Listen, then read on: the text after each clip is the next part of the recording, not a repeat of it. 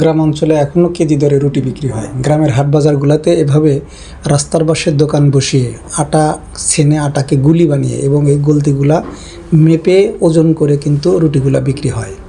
খুব সুস্বাদু এই রুটিগুলা, যে খাবেন তিনি ভুলতেই পারবেন। রুটি খাচ্ছি সলংগা থানার পাশে বটতলায় এরকম রুটি বিক্রি করে আলু ভর্তা দিয়ে, অত্যন্ত সুস্বাদু রুটি।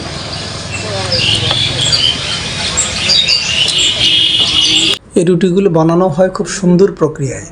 বস্তার ভিতরে ঘষি থাকে, যে ঘষি দিয়ে কিন্তু আসলে জালগুলা দেওয়া হয় এবং ঘষির আগুন খুব তীক্ষ্ণ।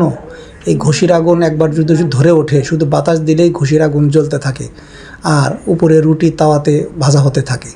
এই রুটি যারা ভাজে তারা অত্যন্ত সুন্দর প্রক্রিয়ায় রুটিগুলো ভাজে।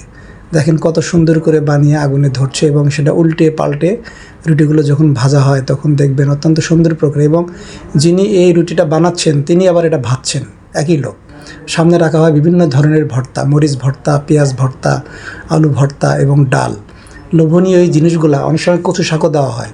লোভনীয় জিনিসগুলো দেখলে যে কারো জিভে জল এসে যাবে।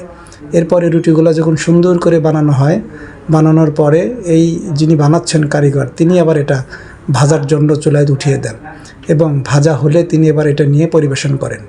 এক ব্যক্তি সব কাজ করে থাকেন সাধারণত। দেখেন কত সুন্দর প্রক্রিয়ায় রুটি ভাজার পরে সেটা আবার আগুনের শেক দিয়ে রুটিকে দেখেন কিভাবে ফোলানো হয়।